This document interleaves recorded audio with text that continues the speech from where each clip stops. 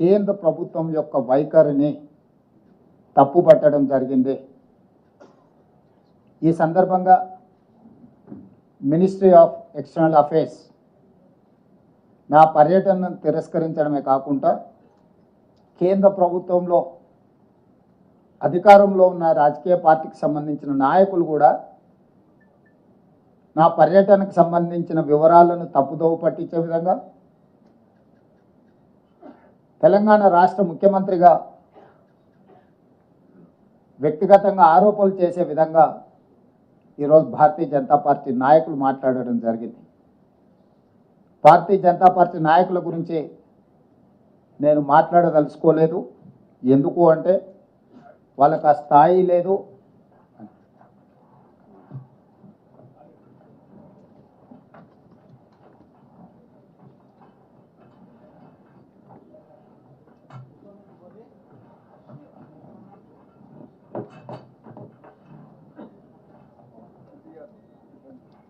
సమావేశంలో ఉప ముఖ్యమంత్రి బట్టి విక్రమార్క గారు, పెద్దలు ఉత్తమ్ కుమార్ రెడ్డి గారు కూడా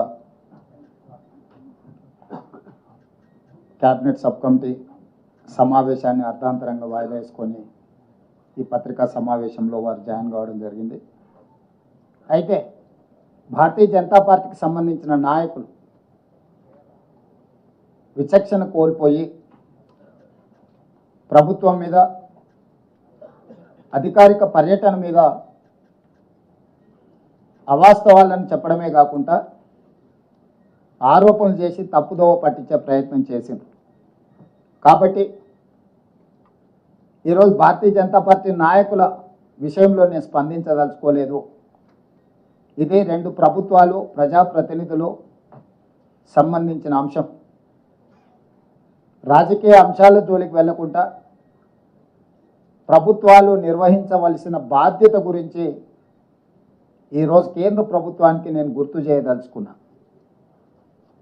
ఈరోజు నా పర్యటనలో భాగంగా మేము అప్లికేషన్ పెట్టినప్పుడు అప్లికేషన్లో స్పష్టంగా, ఎందుకంటే ఇది అఫీషియల్ కరెస్పాండెన్స్ కాబట్టి డిస్క్లోజ్ చేయొద్దు అనుకున్నా, కానీ ఈరోజు వివరాలు ఇవ్వలేదు. అందులో అసంపూర్ణమైన వివరాలు ఉన్నాయి.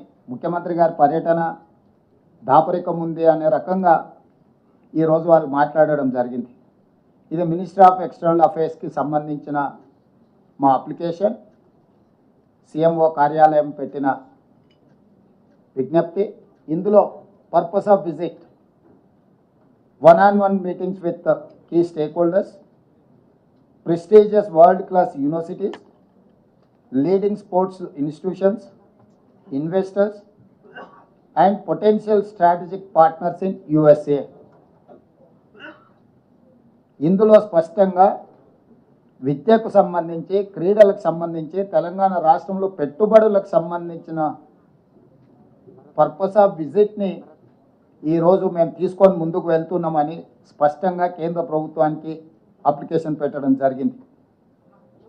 The objective is to promote Telangana as a premier educational and sports hub and facilities collaborations and investment that can bring world class universities, educational institutes in Telangana. స్పష్టంగా ఒక స్పష్టమైన లక్ష్యం పెట్టుకొని తెలంగాణ రైజింగ్ 2047 యొక్క ప్రణాళికను తీసుకొని ముందుకు వెళ్తున్నామని కేంద్ర ప్రభుత్వానికి, గతంలో కూడా నేను విదేశీ పర్యటనలకు వెళ్ళినప్పుడు, అమెరికా కూడా పర్యటనలకు వెళ్ళినప్పుడు నేను కానీ, ఉప ముఖ్యమంత్రి గారు కానీ, ఇతర మంత్రులు విదేశాలకు వెళ్ళినప్పుడు పెట్టే ప్రొసీజర్ ఇది.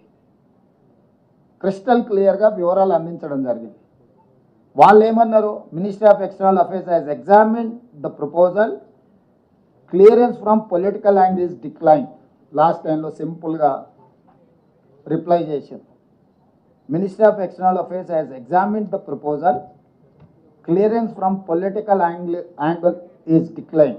ఇది వాళ్ళ రిప్లై. సో రాజకీయపరమైన నిర్ణయాలతో మేము మీ పర్యటనను తిరస్కరిస్తున్నామని చెప్పింది. What is the political reason? I wanted to ask Narendra Modiji, you have visited many countries. మీరు ఎన్నో దేశాలకు పర్యటనలకు వెళ్ళారు. మీరు కాదు, మీకు సంబంధించిన రాష్ట్రం నుంచి గుజరాత్ ముఖ్యమంత్రి భూపేంద్ర పటేల్ ఆగస్టు 17 నుంచి 24 వరకు ఈ నెలలోనే యుఎస్ కెనడాలో 8 రోజుల విదేశీ పర్యటనలకు వెళ్ళాడు. దేనికోసమో వైబ్రెంట్ గుజరాత్ 2047 అనే పాలసీ డాక్యుమెంట్ను ప్రమోట్ చేయడానికి, రోడ్ షోలు చేయడానికి గుజరాత్ ముఖ్యమంత్రికి మీరు అనుమతి ఇచ్చారు. నరేంద్ర మోడీ గారి స్వరాష్ట్రమైన గుజరాత్ ముఖ్యమంత్రికి వైబ్రెంట్ గుజరాత్ 2047 పెట్టుబడులను ఆకర్షించడానికి మీరు అనుమతిస్తారు. అతను కెనడా, అమెరికా లాంటి దేశాలలో పర్యటిస్తాడు, పెట్టుబడులు పెట్టే వాళ్ళతో కలుస్తాడు, మాట్లాడతాడు, గుజరాత్లో పెట్టుబడులు పెట్టమని ఆహ్వానిస్తాడు. అదే తెలంగాణలో తెలంగాణ రైజింగ్ 2047 పాలసీలో భాగంగా ఎడ్యుకేషన్, స్పోర్ట్స్ అండ్ ఇన్వెస్ట్మెంట్స్ వీటి కోసం తెలంగాణ ముఖ్యమంత్రి పర్యటన చేస్తా అంటే అమెరికా పర్యటనను తిరస్కరిస్తారు. నేను ఒక ప్రశ్న సూటిగా కేంద్ర ప్రభుత్వాన్ని అడగదలుచుకున్నాను. నిజంగా నా విదేశీ పర్యటనలో విషయం లేదు, లేకపోతే విషయాలు మీకు అందించలేదంటే ఇంగ్లాండ్కి అనుమతి ఎందుకు ఇచ్చిండ్రు, అమెరికాకు అనుమతి ఎందుకు తిరస్కరించిండ్రు? ఇంగ్లాండ్, అమెరికాకు రెండింటికి ఒకే విధానాలతోని, ఒకే అంశాలను తీసుకొని నేను విదేశీ పర్యటన చేసిన. ఇంగ్లాండ్లో నేను ఆక్స్ఫర్డ్ యూనివర్సిటీ వెళ్ళడం జరిగింది. ఆక్స్ఫర్డ్ యూనివర్సిటీ హైదరాబాద్కు టీంను పంపించి ఇక్కడ ఆక్స్ఫర్డ్ యూనివర్సిటీ స్టార్ట్ చేయడానికి పరిస్థితులను పరిశీలిస్తామని మనకు అష్యూరెన్స్ ఇచ్చారు. కేంబ్రిడ్జ్ యూనివర్సిటీకి వెళ్ళిన ఎంసీహెచ్ఆర్డి క్యాంపస్లో షార్ట్ టర్మ్ కార్యక్రమాలను నిర్వహించే విషయాన్ని వాళ్ళు పరిశీలిస్తామని మనకు అష్యూర్ చేశారు. భారత్ ఫ్యూచర్ సిటీలో ఆఫ్షోర్ క్యాంపస్ పెట్టడానికి కూడా మేము పరిశీలిస్తామని చెప్పారు. యూనివర్సిటీ ఆఫ్ లండన్, హైదరాబాద్లో లండన్ యూనివర్సిటీ ఆఫ్ క్యాంపస్ ఏర్పాటుకు అంగీకరించింది. సంబంధిత అధికారులను కలిసిన లండన్ స్కూల్ ఆఫ్ ఎకనామిక్స్ వాళ్ళతో మాట్లాడిన, వాళ్ళు హైదరాబాద్కి టీంలను పంపిస్తామన్నారు. అదేవిధంగా లండన్ బిజినెస్ స్కూల్ వీళ్ళతో మాట్లాడుతూ కూడా ఎంసీహెచ్ఆర్డీలో షార్ట్ టర్మ్ కోర్సులను వాళ్ళు ప్రారంభించడానికి చేశారు. అదేవిధంగా అమెరికాలో కూడా Harvard university campus, Boston MIT campus, north eastern campus, Virginia tech university వీటన్నిటిని కూడా కలిసి ఈరోజు మనకు హార్వర్డ్ యూనివర్సిటీ మన దగ్గర ఆఫ్షోర్ క్యాంపస్ కానీ లేకపోతే షార్ట్ టర్మ్ కోర్సులని ఇక్కడ ప్రారంభించడానికి మనం ఒప్పందం చేసుకుంటున్నాం. ఈరోజు ఒక ముఖ్యమంత్రిగా, విద్యాశాఖ మంత్రిగా మంచి యూనివర్సిటీలను, ఐవీ లీగ్ టాప్ 10లో ఉన్న యూనివర్సిటీలను తెలంగాణకు తీసుకురావాలనేది మా ప్రభుత్వం యొక్క లక్ష్యం. ఒకప్పుడు మహాత్మా గాంధీ గారు, డాక్టర్ బాబాసాహెబ్ అంబేద్కర్ గారు ఇంగ్లాండ్లో చదువుకోవడం వల్ల లండన్ స్కూల్ ఆఫ్ ఎకనామిక్స్లో